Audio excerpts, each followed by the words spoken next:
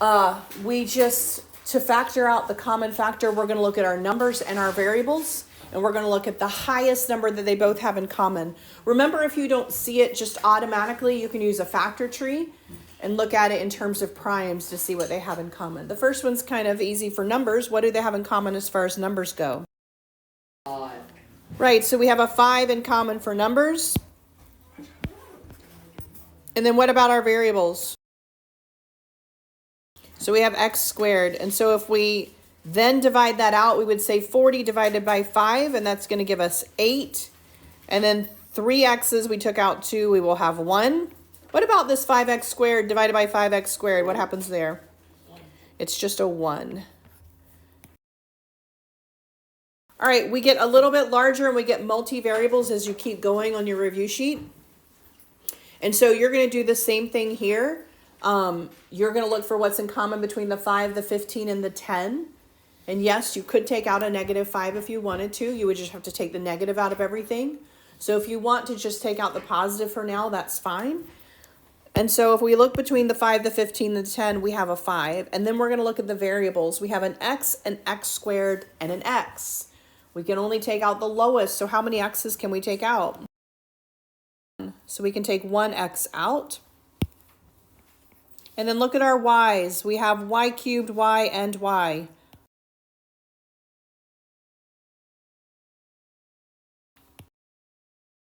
So we can take a y, and then we're going to do our division here. -5 divided by 5. These negatives and positives will stay. So we're going to have just a 1 there.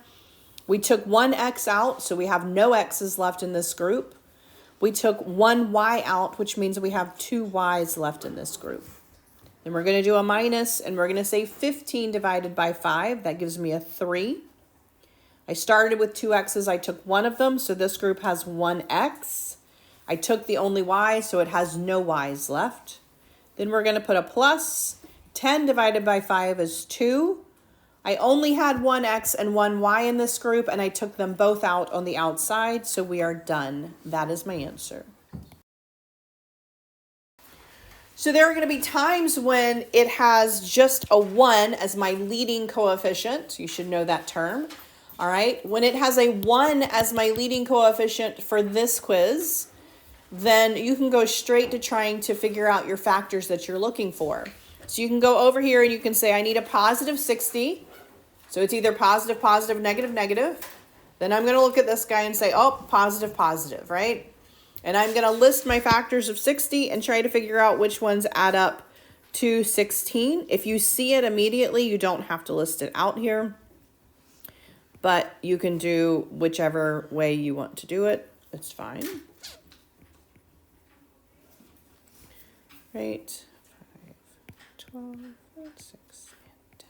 Hopefully by then you see it, right? And so as soon as you see the two factors that are going to add up to give you your center term, that's the ones you're going to use. So once you list those factors out and you say 6 and 10, those multiply to give me 60 and those add to give me 16. Those are the numbers that I'm looking for. I am now ready to just set up my two parentheses. I have an R and it should be a positive 6, an R and a positive 10. And this one is done.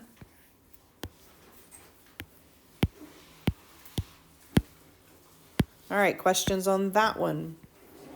So that's your basic. You have a leading coefficient of 1. You just need to look at your last term. Determine if it's positive, positive, negative, negative, or one of each. And then that's going to help you figure out which factors to use. All right, for this quiz, if you have something that looks like either 15 or 19, meaning your leading coefficient is anything other than 1, then you are going to divide out the greatest common factor. And for this quiz, your greatest common factor is going to be your leading coefficient. You don't even have to figure it out for this guy, because that's what I'm going to give you every time on these, because we haven't done factoring past that yet. So for this, even if you don't see that 6 comes out of all of them, 6 is going to be your greatest common factor. And so we're going to go ahead and put a 6 out here. And we're going to divide each one of these by 6. We're going to say 6 divided by 6, that's just an x squared. Put your minus. Do 78 divided by 6. All right. And then we're going to do 180 divided by 6. All right. And then we're going to do the same process. We're going to first look at 30 and say that's a positive, which means my signs have to be the same. They're either plus, plus, or minus, minus. And then I'm going to look at this guy and say it has to be a negative, negative, because that is a negative 13. Okay. So I know that I am going to have the 6 out here. He's part of my answer. And I know I'm going to have an X, and I know I'm going to have both of those subtraction. And then I'm going to look at that 30 and say, I need factors of 30 that add up to give me 13. And as soon as you see 3 and 10 are your factors, they're both negative. So x minus 3, x minus 10. And that is my answer. Don't forget that what you pulled out, your greatest common factor, is part of your answer.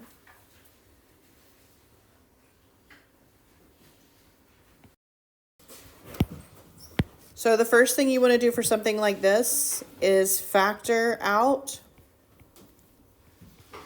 your greatest common factor. All right, that's what I did first.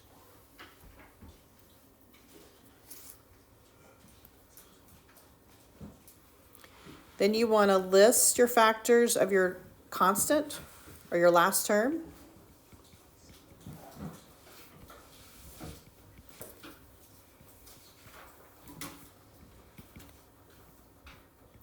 And they either add or subtract depending on whether you have a plus minus or a plus plus.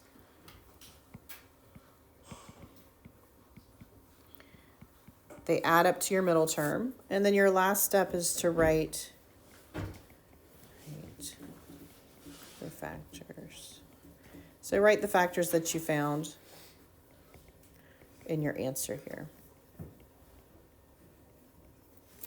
So that's what we're going to do every time. It does not automatically start.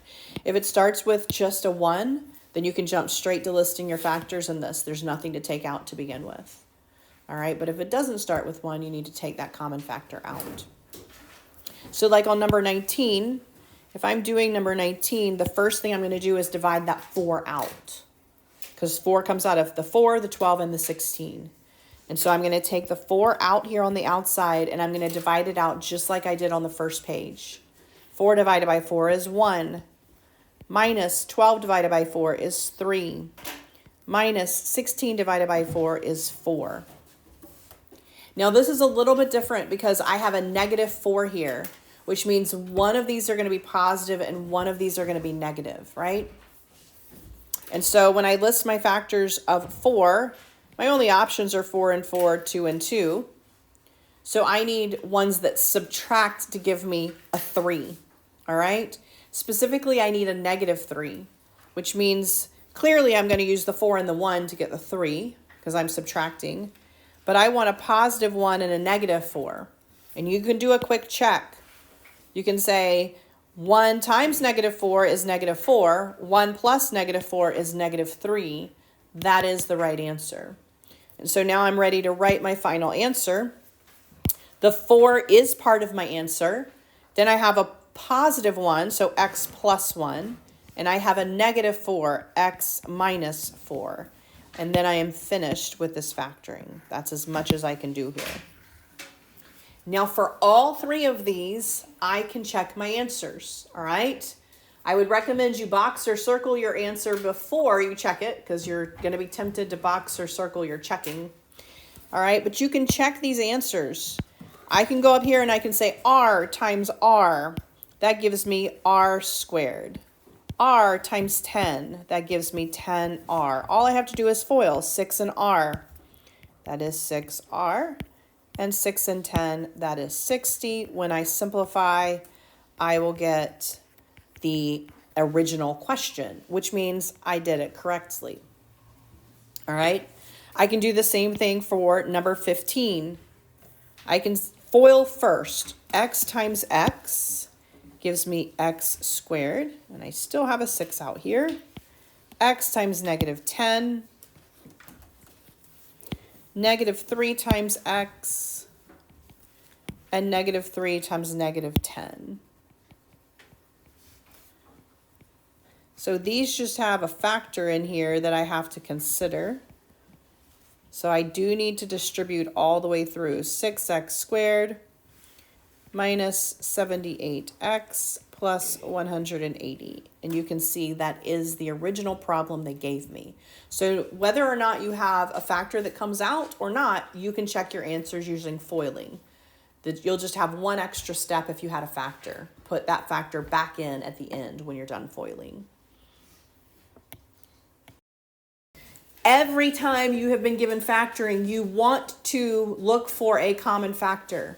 And so before I even start grouping, I am going to look and say, between the 6, the 21, the 16, and the 56, can I take anything out? And it looks like at first you could maybe take a 3 out, but then the 16 gets thrown in there. You can't, right?